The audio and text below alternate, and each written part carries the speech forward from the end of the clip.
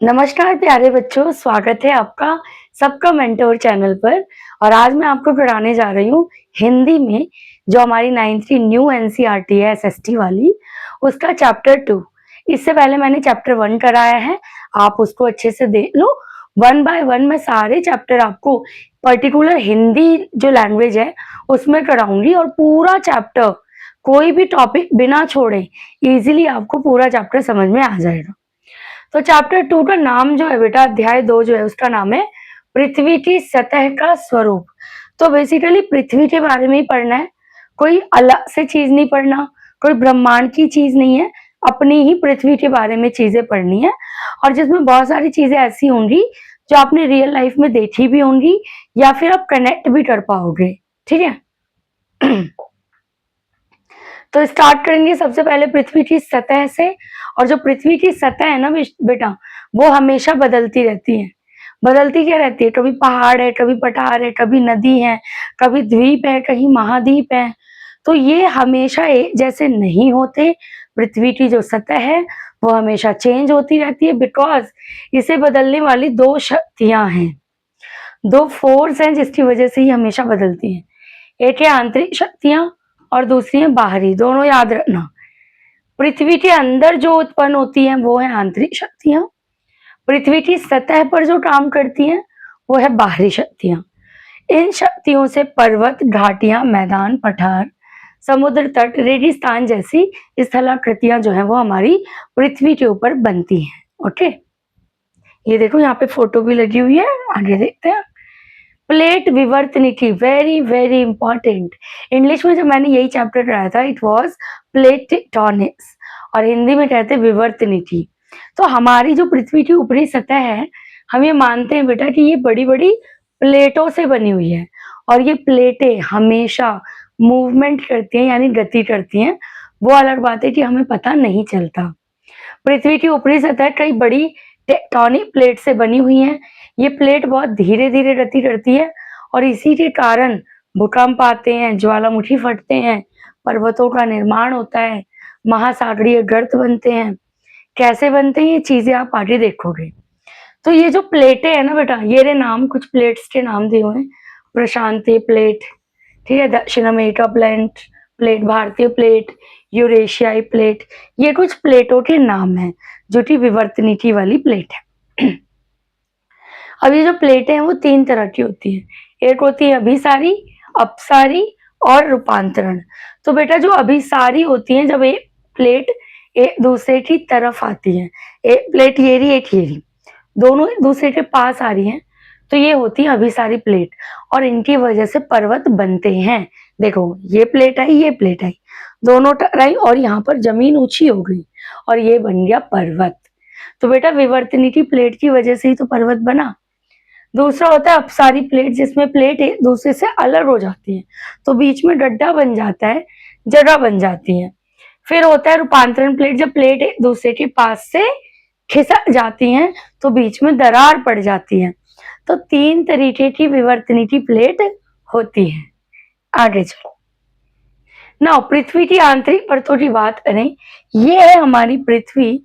और अगर मैं कहूं कि पृथ्वी के अंदर अगर हम खुदाई करें तो कौन कौन सी परत आएंगी, तो वो होंगी टोटल 3। कितनी? 3। सबसे पहले आएगी भूपर्पटी, जिसे हम क्रस्ट कहते हैं, और ये सबसे बाहरी और सबसे पतली परत होती है। देखा, लिखा है ना, सबसे बाहरी और सबसे पतली परत होती है, और इसी के ऊपर हम रहते हैं। ओके, भूपर्पटी। उसके बाद अगर हम और अंदर जाएंगे तो भूपर्पटी के बाद आएगा मेंटल। क्या आएगा? मेंटल। तो ये भूपर्पटी के नीचे वाली परत है, ये बहुत ही मोटी परत होती है। मेंटल की गति प्लेटों की गति की सहायता करती है, वो जो प्लेट्स घूम रहे हैं ना उसमें हेल्प करता है ये मेंटल। फिर थर्ड लेवल पे एकदम अंदर जब हम पृथ्वी के चले जाएंगे तो मिलेगा क्रोड। ये पृथ्वी की सबसे अंदरूनी परत होती है।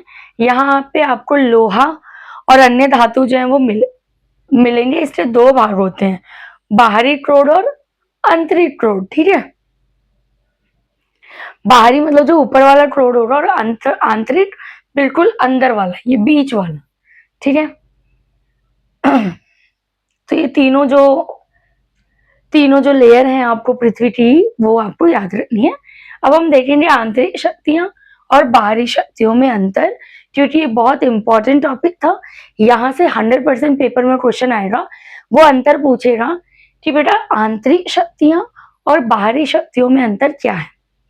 तो जो पृथ्वी के अंदर उत्पन्न होती हैं उन शक्तियों को हम कहते हैं आंतरिक शक्तियां, जिसकी वजह से भूकंप, ज्वालामुखी, वलन, भ्रंश और पर्वतों का निर्माण होता है। ये शक्तियां पृथ्वी की सतह को ऊपर उठा देती हैं, मोड़ती हैं या तोड़ती हैं, जिससे इस तरीके की स्थलाकृतियां जो है वो पृथ्वी पर बनती हैं। दूसरा है बाहरी शक्तियां, जो पृथ्वी की सतह पर कार्य करती हैं, जैसे बहता हुआ पानी, हवा, समुद्री लहरें, हिमनद और भूमिगत जल।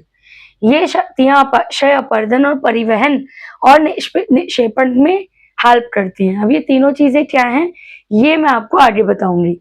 अपर्दन क्या होता है, निक्षेपण क्या होता है, ये 3 चीजें हैं जो मैं आपको आगे की स्लाइड में बताऊंगी, और ये बहुत इंपॉर्टेंट है और आपके चैप्टर में भी दिया हुआ है।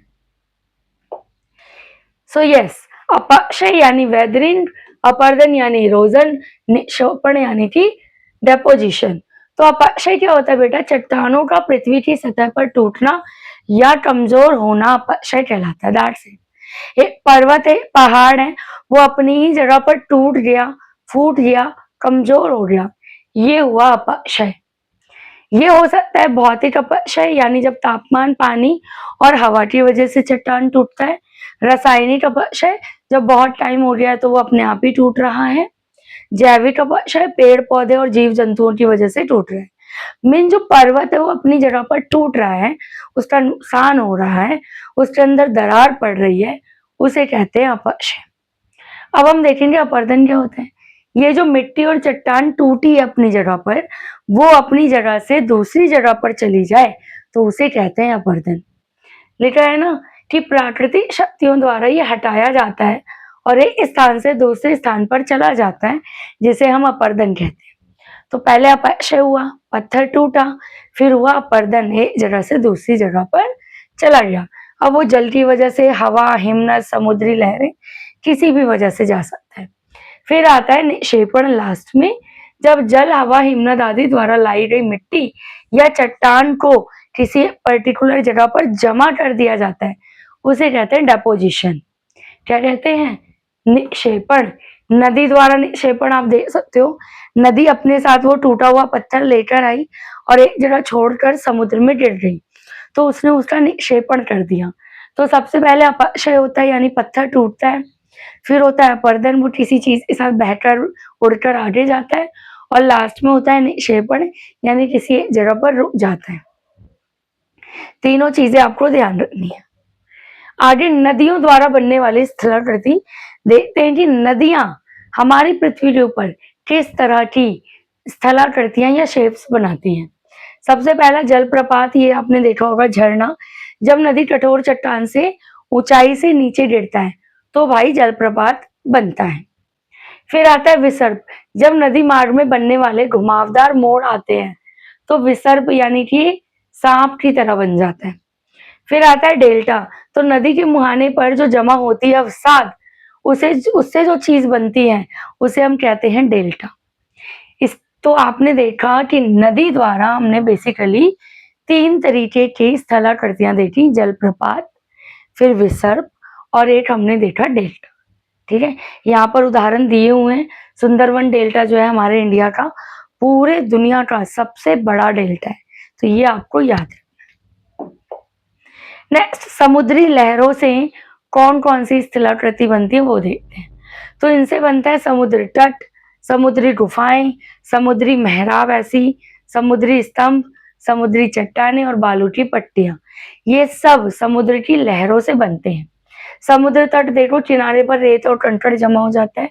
गुफाएं जो होती हैं वो लहरों द्वारा चट्टानों के बीच में खोखला स्थान बना देती है। समुद्री मेहराब लहरों के अपर्दन से बनता है। समुद्री स्तंभ बनता है, इसकी छत गिरने के कारण जो बची हुई चट्टान है वो मेहराब की तरह दिखती है। समुद्री चट्टानें जब लहरें बार बार लगती हैं चट्टान पर तो बनती हैं। बालू की पट्टियां लहरों और धाराओं द्वारा ही बनता है। तो ये सारी चीजें जो स्थलाकृतियां हैं वो समुद्री लहरों से बनती हैं। इससे पहले हमने क्या देखा था, किससे बन रही थी, बताओ मुझे। ये देखो नदियों द्वारा, फिर हमने देखा समुद्री लहरों द्वारा। अब हम देखते हैं ग्लेशियर यानी हिमनद। जो हिम की नदियां होती हैं यानी जो बर्फ की नदियां होती हैं, उससे कौन कौन सी स्थलाकृति बनती है। तो बर्फ का बहुत बड़ा द्रव्यमान जो धीरे धीरे भूमि पर आगे बढ़ता है उसे हम हिमनद कहते हैं। हिमनद चट्टानों का अपरदन करता है, टूटी हुई चट्टानों को साथ में लेके जाता है, अवसाद को ले जाता है और नई नई स्थलाकृति बनाता है, जैसे कि यू आकार की घाटियां। सर्क ये देख रहे हो, ये भी कटोरे के आकार का मेहराब होता है जो हिमनद के द्वारा बनता है। एरेट, जब दो सर्क या घाटियों के बीच में थोड़ी सी धारदार जगह बच जाती है तो वो बनता है एरेट। एक होता है मोरेन, यानी हिमनद द्वारा जमा की गई मिट्टी पत्थर जब ये इकट्ठा हो जाते हैं तो बनता है मोरेन। यहाँ पर मोरेन की एग्जाम्पल दिए हुए हैं। एक होता है फियोर्ड, जो कि हिमनद द्वारा कटे हुए यू आकार की घटियों के बीच में जो जगह होती है उससे बनता है। तो हिमनद से बनने वाली स्थलाकृति यहाँ पर आपने देखी। ये सब आपके चैप्टर के अकॉर्डिंग है, मैं कुछ भी एक्स्ट्रा नहीं करा रही हूँ। मुझे पता है आपके लिए आपका टाइम कितना जरूरी है, तो हम हर एक टॉपिक करेंगे जो आपके चैप्टर के अंदर है। ठीक, फिर है हवा द्वारा बनने वाली स्थलाकृतियां। ये ज्यादातर रेगिस्तानी एरिया में बनता है। एक होता है बालू के टीले ड्यून्स, हवा द्वारा रेत में बड़े बड़े ये ढेर गड्ढे दिखाई देते हैं जिसे हम कहते हैं बालू के टीले। एक बनता है यार्डिन यानी हवा के अपरदन से बनी हुई लंबी और संकरी समानांतर कटावदार रेखाएं, ये आप फोटो में देख सकते हो। फिर आता है डिप्लेशन हॉलो, जब हवा द्वारा हॉलो बन जाता है, एक बड़ा कटोरे के आकार का एरिया खाली हो जाता है, उसे हम कहते हैं डिप्लेशन हॉलो। एक होता है नखलिस्तान, जो रेगिस्तान में जल उपलब्ध होने से हरा भरा क्षेत्र दिखाई देता है, उसे हम कहते हैं नखलिस्तान यानी ओएसिस। बालू के टीले आप देख सकते हो कि हवा द्वारा जमा की गई रेत से बनता है। नखलिस्तान ऐसी जगह होती है रेगिस्तान में जहां पर पेड़ पौधे और पानी उपलब्ध होता है। तो ये हवा द्वारा बनने वाली स्थलाकृतियां। अब है भूमिगत जल, जो जमीन के अंदर हमारा जल है उससे कौन कौन सी चीजें बनती हैं। सो भूमिगत जल विशेष रूप से चूना पत्थर वाले क्षेत्रों में भूमि का बदलाव करती है क्योंकि वो आसानी से चेंज हो पाता है। तो सबसे पहले हम देखते हैं गुफाएं। भूमिगत जल चूना पत्थर वाले गोल घर को गुफाएं बनाती हैं, बीच में से उसको खाली कर देती हैं। फिर आता है सिंक होल, भूमिगत जल के कारण भूमि धंस जाती है और फिर सिंक होल बनता है। ये स्टैलेक्टाइट देखा होगा आपने, गुफा की छत से खनिज युक्त बूंदे जो है वो टपकती हैं और इस तरीके की स्थलाकृति जो है वो बनती है। स्टैग्लेमाइट में गुफा की जमीन पर टपकती हुई बूंदों से स्टैग्लेमाइट बनता है। और फिर अन्य भूमिगत संरचनाएं जो अलग अलग तरह की आप देख सकते हो। नीचे आपको दिया हुआ है स्टैलेक्टाइट, गुफा की छत से नीचे की ओर टपकता है, और जो स्टैग्लेमाइट होता है वो गुफा की जमीन से ऊपर की ओर उठता है। भूमिगत जल की प्रक्रिया, बारिश होती है, चूना पत्थर वाले एरिया में घुस जाती है और इस तरीके की स्थलाकृतियां जो है वो बनती हैं। अब हम देखते हैं मानव जीवन और स्थलाकृति। तो स्थलाकृतियों का मानव जीवन पर बहुत ज्यादा असर पड़ता है। पहाड़ है तो हमारी लाइफ इफेक्ट होगी, अगर हम रेगिस्तान में रहते हैं तो भी हमारी लाइफ इफेक्ट होगी। तो बेटा इसका प्रभाव हमारी कृषि पर, बस्ती पर, परिवहन, पर्यटन, संस्कृति पर और आर्थिक गतिविधियों पर पड़ता है। उपजाऊ मैदान में खेती अच्छी होती है, मैदानों और नदियों के किनारे बस्तियां भी ज्यादा विकसित होती हैं। मैदानों में परिवहन भी अच्छा होता है लेकिन पहाड़ों में नहीं। पर्वत और समुद्र तट पर नदियां और पर्यटन अच्छा है, लोग घूमने जाते हैं। स्थलाकृतियां लोगों की भाषा, भोजन, वेशभूषा, उनके कपड़े, इन सबको इफेक्ट करती हैं। अगर मैं पहाड़ों पर रहती हूँ, मुझे ठंड लगेगी, मेरे कपड़े अलग होंगे। अगर मैं राजस्थान में रहूंगी तो मैं अलग तरीके के कपड़े पहनूंगी, भाषा बोलूंगी। तो हमारा जीवन प्रभावित होता है स्थलाकृतियों से। हमारी आर्थिक गतिविधियां भी चेंज होती हैं, हम जिस जगह पर रहते हैं उसी के अकॉर्डिंग हम काम भी करते हैं। कृषि के लिए सबसे अच्छा होता है मैदानी क्षेत्र, पर्यटन घूमने के लिए होता है पहाड़ी क्षेत्र, और कृषि, जल और बस्तियों के लिए नदियां। तो ये तीनों चीजें आपको ध्यान रखनी। नेक्स्ट है भूस्खलन और हिमस्खलन, दोनों में अंतर ध्यान से समझना। भूस्खलन होता है जब ढलान पर मिट्टी, चट्टान या मलबा अचानक से नीचे की ओर खिसकता है तो वो है भूस्खलन। लेकिन अगर पहाड़ी ढलान पर अचानक से बर्फ नीचे की ओर खिसके तो वो होता है हिमस्खलन। हिम का मतलब ही होता है बर्फ, ठीक है। अब भूस्खलन के कारण क्या है? तेज बारिश, भूकंप, वनों की कटाई, भवन निर्माण और कमजोर चट्टान। हम बचेंगे कैसे? ज्यादा से ज्यादा पेड़ लगाओ और स्थिर ढलानों पर निर्माण ना करो, उचित जल निकासी और ढलानों को मजबूत करो। हिमस्खलन के कारण क्या? भारी बर्फबारी, तेज हवा, अचानक तापमान का बढ़ना और मानवीय गतिविधियां जो कि हम करते हैं। तो भूस्खलन और हिमस्खलन दोनों आपको पता होना चाहिए। नाउ द लास्ट स्लाइड इस चैप्टर का लास्ट टॉपिक, हिमनदीय झील विस्फोट बाढ़ क्या होती है, जिसे हम ग्लोफ कहते हैं। बेटा जब किसी हिमनदीय झील से अचानक बहुत ज्यादा पानी निकलता है तो इसे ग्लोफ कहा जाता है। पिक्चर में आप देखो, इससे अचानक बाढ़ आती है, सड़कें और पुल नष्ट हो सकते हैं, जान और माल की हानि होती है। तो हिमनदीय झील के किनारे या नीचे बसे बने जो बांध हैं उनके टूटने से ये ग्लोफ जो है वो बनता है। फिर है धूल भरी आंधी, जिसे डस्ट स्टॉर्म कहते हैं। ये तेज हवा द्वारा बड़ी मात्रा में जब धूल, मिट्टी या रेत उठाता है तो इसे हम आंधी कहते हैं। ये ज्यादातर शुष्क क्षेत्रों में होगा या फिर अर्ध शुष्क क्षेत्रों में। ये प्राय रेगिस्तान और शुष्क मैदानों में होता है जहां पर सूखा पड़ा रहता है और हवा तेज चलती है। तो ये था पूरा आपका चैप्टर। कितना इजी था ना। आई होप कि चैप्टर समझ आया होगा। मैं मिलूंगी आपको चैप्टर नंबर 3 के साथ। जब तक आप चैप्टर 1 और 2 रिवाइज करो और पूरा फोकस करो, अच्छे से समझो, चीजें जो मैं बोल रही हूँ उसे समझने की कोशिश करो। ये पूरी पीपीटी, ये पूरा पीडीएफ अगर आपको फ्री ऑफ कॉस्ट चाहिए तो आप हमारा टेलीग्राम चैनल ज्वाइन कर लो, जिसका